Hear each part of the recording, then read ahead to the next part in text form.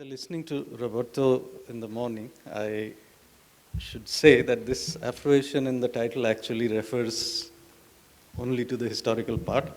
I must take this opportunity to actually underline that the time when we were growing up, and which is partly the point that I make in one part of my paper, the question of Latin America was absolutely central.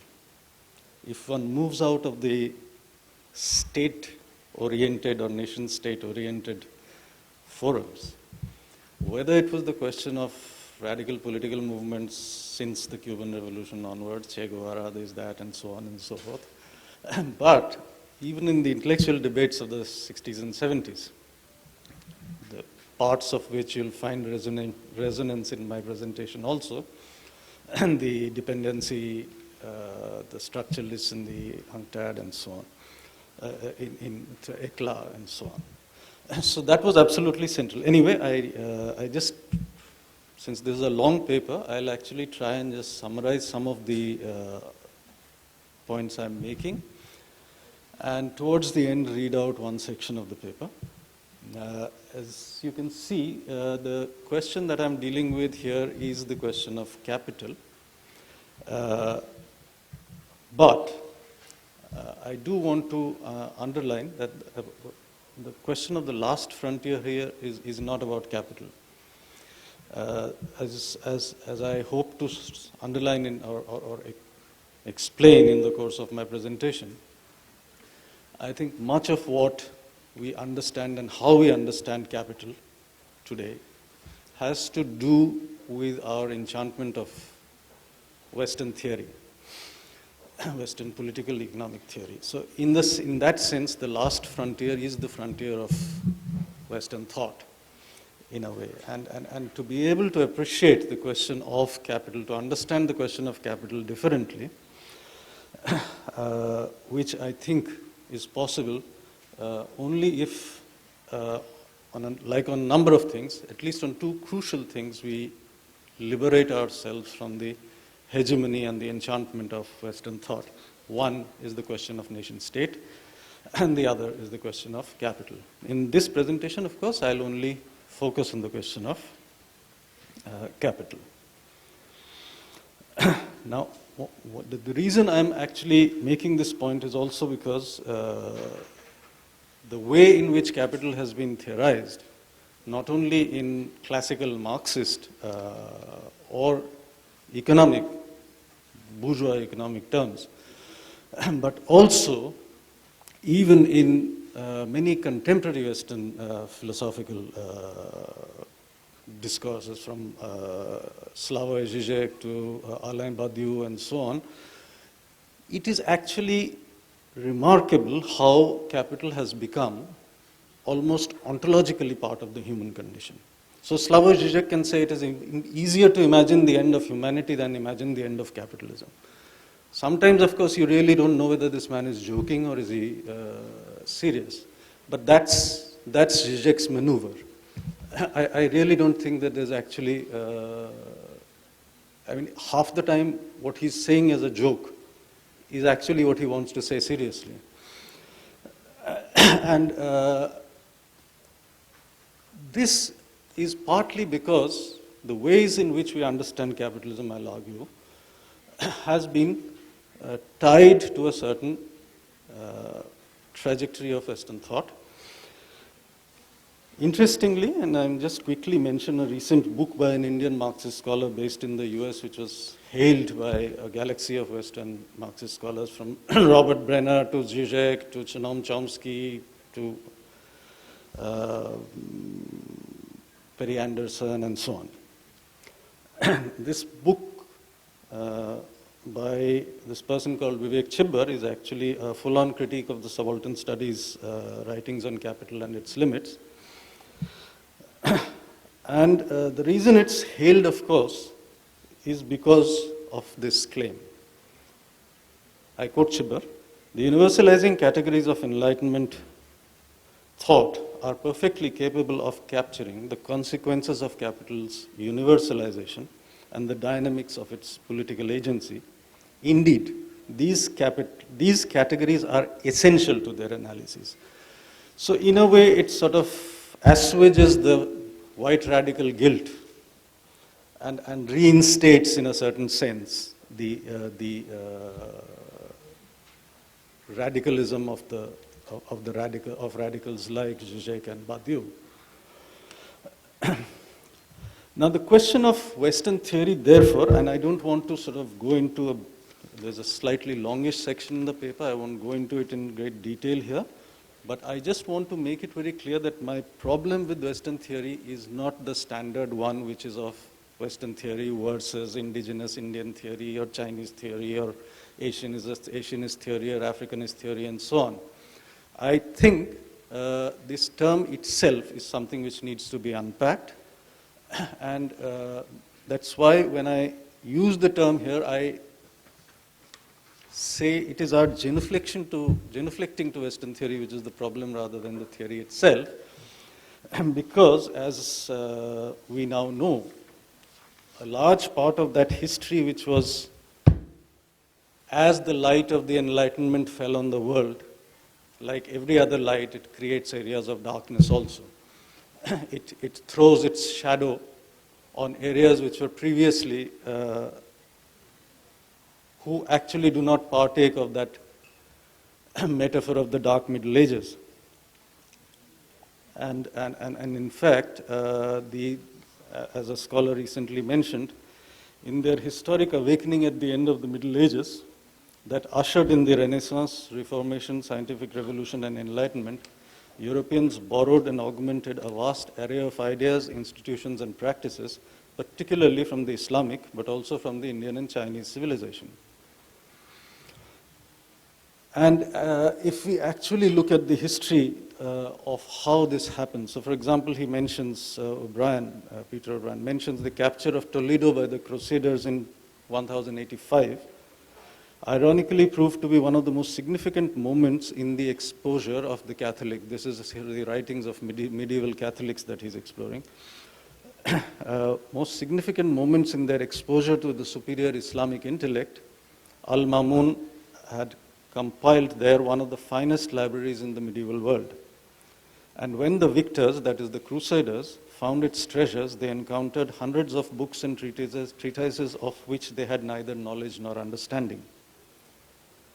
And it's basically through encounters like these that what we later come to understand as something, a sui generis Western theory or Western knowledge, actually builds on a whole series of bodies of knowledge, of scientific knowledge, mathematics, astronomy, medicine, and so on, from China, Africa, India, the Arab world, and so on. And eventually is packaged and presented to us as Western theory. So, and I don't have the time, of course, to explore all this at great length here, but what this does and what nationalism did in a context like India's is to present this in a way which is with certain kinds of universalist pretensions,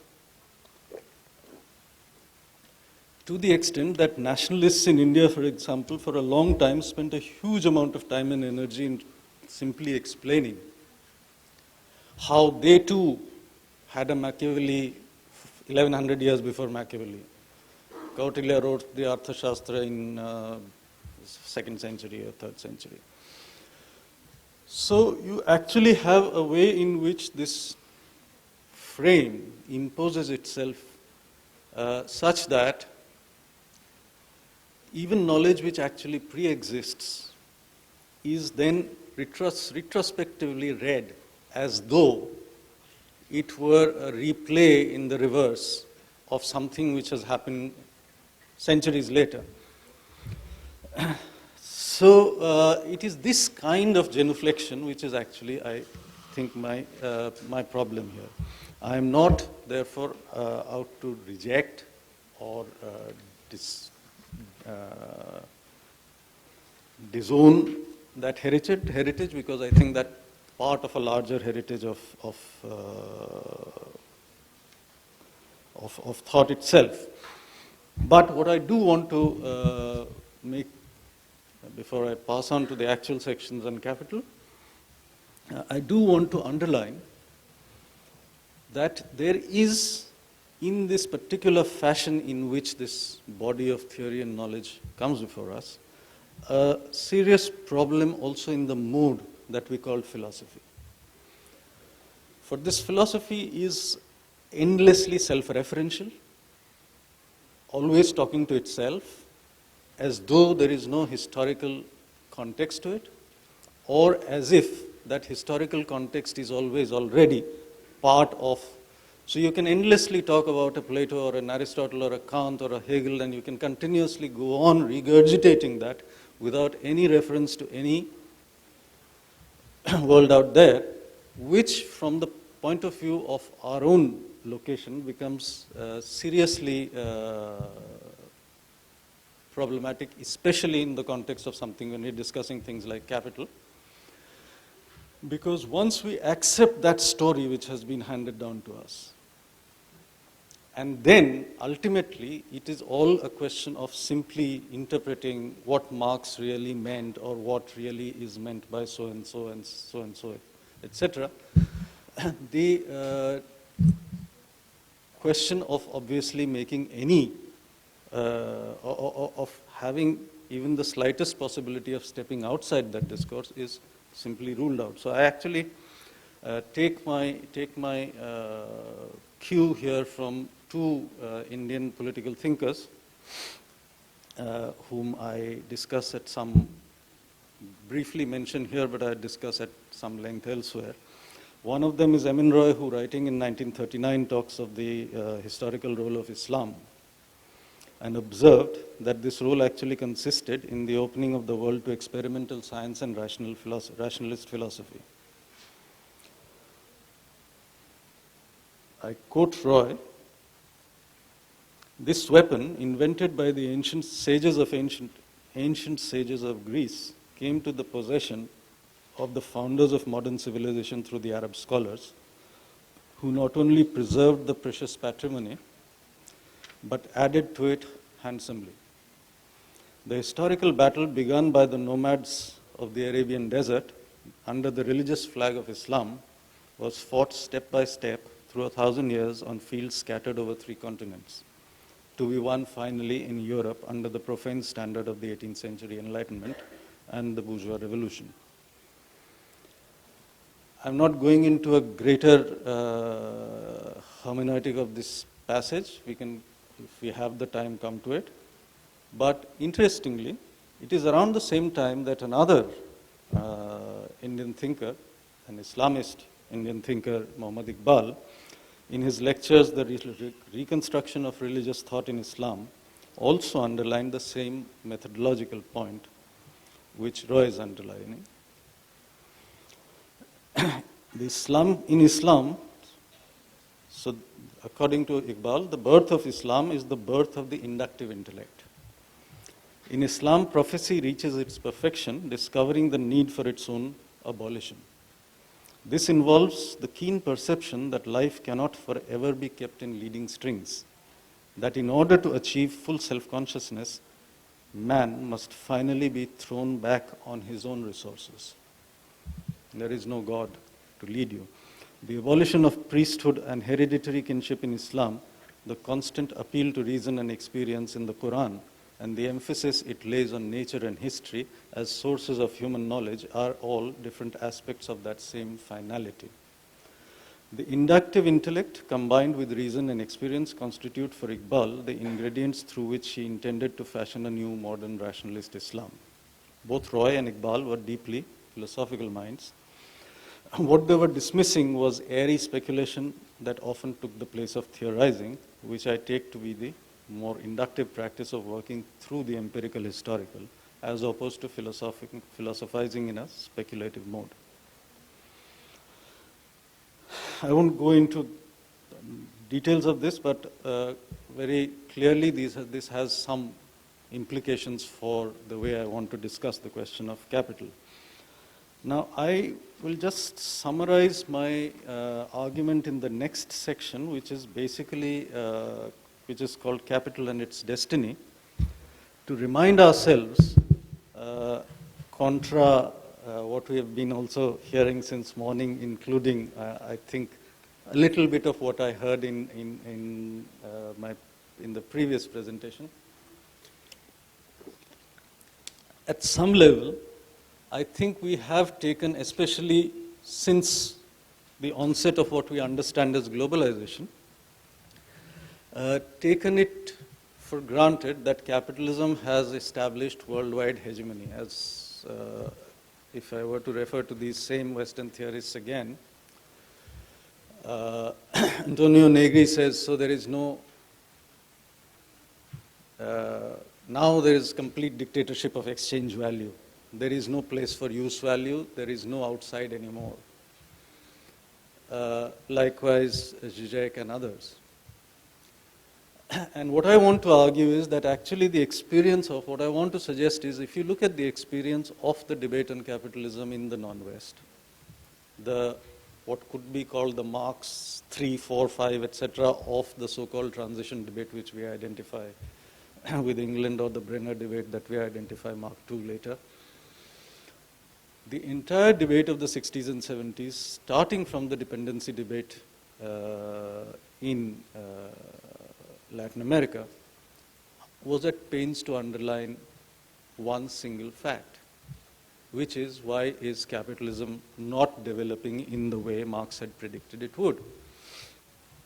So the entire debate of the 60s and 70s is actually about understanding or explaining why capitalism failed to develop.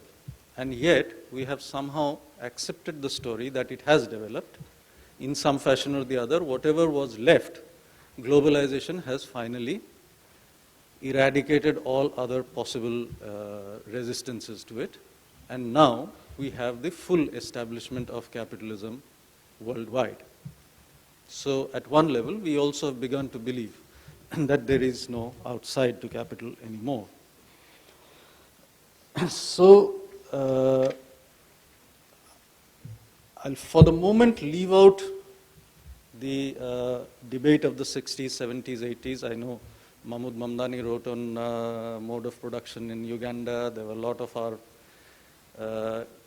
Indian scholars participating in the debate on the mode of production in Indian agriculture. There were others, Hamza Alavi, for example, who talked of the colonial mode of production, and so on. But through that phase, right up to the 70s and 80s, I remember a piece on Tanzania by Susan Moeller which talks of retarded capitalism. So we have all these characterizations of retarded capitalism, arrested capitalism, dependent capitalism, which basically underline one single fact, that what we thought was supposed to happen is not actually happening that way. And yet we must call it capitalism, because in some fashion we have already accepted that capitalism is a universal global system, and therefore there is no, that in a way, and this is in fact part of that earlier debate, where in a way it was established by some sort of consensus that by the 16th century, with the emergence of a global market, which was called a global capitalist market for some reason, everything is now incorporated into this global capitalist market. And therefore, there is, so Marxists in fact developed this distinction which Marx himself had used between formal subsumption of labor and real subsumption of labor under capital. Formal subsumption being where actually the mode of production remains what it was, but it is inserted into a larger global market and therefore determined by the logic of that global market. Now actually, Jomo Komesundaram's one of his slides was showing how differently the global market and the local national markets operated in terms of prices and so on. But I think one can actually, the further one goes below national level markets, you can see that the levels at which production operates are very different, and the logic by which they operate are very different from the way in which this idea of a single global market seems to make us believe that things happen. And now, it is in this context that in the 1980s, in India, we had a big debate on capitalism, which is broadly, many of our scholars deployed the Gramscian notion of the passive revolution in order to indicate this aspect of the non-viability, or rather the non-happening of the traditional trajectory of non-repetition of that form in India. Now, if we look at Gramsci's own writing, Gramsci actually talks even of parts of Western Europe as representing the passive revolution, where, unlike the French case, which was assumed, which now we know has been read again in very different ways, but at that time it was assumed that the French case was the classic bourgeois revolution, with the bourgeoisie in a head-on confrontation with the feudal classes, overthrew their power, changed property relations, and so on, and established the capitalist system. Now, Gramsci's reading is that this does not happen even in most of Western Europe, and certainly not in Italy, for in the Southern Question, writing on the Southern Question in Italy is when he's actually talking of the passive revolution, where the bourgeoisie is not strong enough, it's weak, and therefore it cannot confront pre-capitalist or feudal power. This is again another of those myths that all pre-capitalist power is actually feudal power. There are a whole lot of forms, property and ownership forms like the commons, like small peasant property, which in fact increases in France after the French Revolution, but none of that actually comes into our theorization of it. So, when the Indian scholars in the 1980s, among them Partha Chatterjee, Sudipta Kaviraj and others, start theorizing on the passive revolution, they are actually addressing precisely this difficulty, that capitalism in India obviously is not developing in the way in which it was supposed to. And yet, you have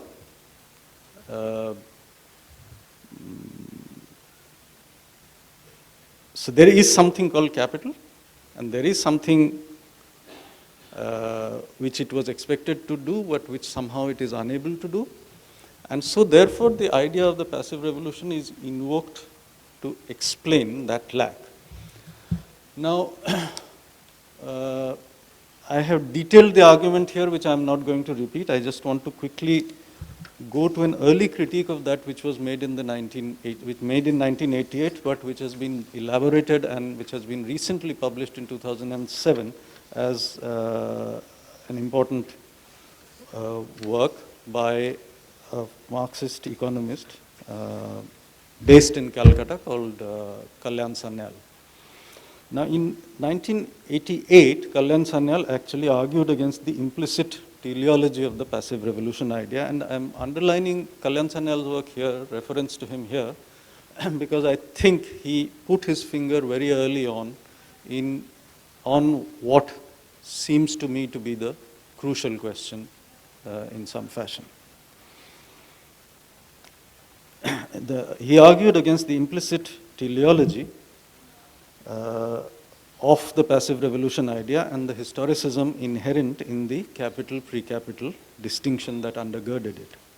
Sanyal sets up his argument against the concept of economic development, which he sees as an expression of bourgeois ideology. This is still Sanyal's orthodox Marxist phase, which he sees as an expression of bourgeois ideology which pushes towards the full transformation of the economy from pre-capitalism to capitalism. That's the logic by which it is supposed to happen. As against this, Sanyal claims that even casual observation reveals that capitalist development in most of the third world countries has reinforced the capital pre-capital dualism rather than destroyed it. It has failed to incorporate the entire economy within the ambit of capitalist development. Sanyal does not see this transition as a transition problem, unlike the passive revolution theorists, who saw it as a question of delayed transformation or delayed transition and so on. According to Sanel, this is not a transition problem, but a structural limitation of post-colonial capitalism. One of the key elements here is the way in which avenues for endless expansion of third world capitalism are limited by the governmental intervention for poverty eradication. This is development of his work in 2007 in the book called Rethinking Capitalist Development. And the economy essentially stands divided between a high accumulation enclave economy and a vast hinterland where need-based consumption determines production. For Sanel, as long as one continued to see pre-capital as something that lay in a time prior to capital, the question would continue to be posed in the way in which Chatterjee in particular was posing it. In his more recent work, Sanel countered the transition narrative by underlining the need to characterize capitalism in a way that theoretically rules out the possibility of capital superseding capital. So he sees this as a whole thing as a structural formation. Now, in one of the critiques of Sanel, which has been recently made, I don't have the time, obviously, to go into the details of this now. At one of the critiques which has been made by Vinay Gidwani and Joel Wainwright, who's otherwise sympathetic to Sanel's work, have taken him to task for his refusal to truck in Marxist dialectics or the law of value in theorizing post-colonial capital. And I think that that is actually Sanel's real strength, because he's able to see what is distinctive about this experience of post-colonial capital simply because he's able to move outside that theoretical frame. Now, in the last section, I think I'll take a couple of minutes more than I was actually calculating, sorry. So now my argument here is that actually much of this problem also arises with the way in which we understand capitalism as a kind of totality which is governed by its own internal logic, or a structure which has its own internal logic and so on. Whereas increasingly in my work I've been actually finding it's important to understand this logic as something so I've started looking for resources elsewhere, and it will be best for me to quickly read through this part. So I want to start with a contemporary question, namely that of climate change and ecological crisis. In the standard understanding, the logic of expanded reproduction or accumulation is based on the presumption that once cost of raw materials, cost of depreciation, and wages of labor are paid, capital is left with surplus value that it plows back into production for technological upgradation, etc. Now, only in recent years has it started becoming clear that while capital has paid for the costs of raw materials that it derives from natural resources that any society possesses, it has never been made to pay for the ecological costs of production. That is to say, it has never been made to pay for the air and water it consumes and pollutes, depriving local communities of their life chances, and if all the ecological costs of production were to be factored in, there would be little left in terms of surplus value for accumulation. In India, in recent years, widespread struggles against land acquisition broke out. There has been, since land struggles broke out, there has been a rethink among sections of the ruling elites, even of the previous government, and previous government's Minister for Mining had been forced to place on the Upper House of Parliament a proposal to the effect that 25% of the proceeds of mining profits should actually be plowed back for the benefit of local communities affected by the operations. This proposal was later opposed by the corporate lobbies, but a more recent concrete development pursuing a similar line of argument came up with the Supreme Court decreeing that the setting up of a permanent fund from mining profits, which would be plowed back to the benefit of the local community. Now, though this is a small beginning, it opens up the way for a whole new set of claims that can be made on the surplus value component of capital's return. In the long run, these cannot but affect the capacity for capital's expanded reproduction. If that were to happen, and capital made to pay for the ecological destruction that it causes, where would the logic of expanded reproduction of capital stand? The point then is that the logic of so-called capital accumulation is premised on a certain now dated idea of what constitute costs of production. If these are internalized, it is possible to argue that what appears as the immutable logic of capital no longer holds. In other words, what I'm suggesting is that there is no essential logic of capital. In the final analysis, it is all a matter of the constellation within which we encounter it. And this constellation is crucially tied to a range of knowledges, practices, and materialities that emerge into view at any point of time. In order to address this question, I have actually used a concept from Buddhist philosophy, which is of dependent origination. It is well known that in Buddhist philosophy, the idea of shunyata or emptiness was invoked to argue against the substantialist notions of the self, against which Buddhist philosophers posited the idea of a non-self. The self, and by extension all entities, according to this view, cannot be understood as substance. It is rather something that arises in a constellation. The idea of dependent arising basically is meant to underline this idea, and it involves a claim that any entity exists in a particular form because it exists in a network of interdependent existences. I can see Mahmood wrinkling his brows, but actually I'll have to wait for your questions because I don't seem to have the time to explain. There is an elaboration of this idea, but what I want to underline, we know from the history of capital itself and the debates around it that lot of bloodletting and name calling has taken place between Marxists during the different moments and of the various transition debates in the history of capitalism. And as the Brenner essay, there's an important essay called Critique of Neo-Smithian Marxism. He dubbed people like Paul Sweezy, Wallerstein, Gunther Frank, etc. as Neo-Smithian Marxists. And if we look at all these debates, it's interesting to see how at each stage, ultimately what these people are differing over is what precisely is it that constitutes capitalism. So according to Paul Sweezy, Wallerstein, Gunther Frank, it is the global market. According to Brenner and his comrades, it is class relations, it is mode of production, and so on. And ultimately, as in one of our Indian Marxist scholars, Jairus Banerjee, has recently pointed out in the course of exploring the role of Islam in the Mediterranean, that eventually the contrast between capitalism as a commercial system and capitalism as a mode of production seems to be schematic and overstated. While Banerjee's explorations of the Arab roots of capitalism are fascinating, the problem is that ultimately what he ends up saying is precisely that there is no specific feature by which you can identify capitalism. And this, if I had the time, I would actually illustrate through a whole lot of writings from within Marxism, but also outside, that actually there is no substance to this thing we call capitalism.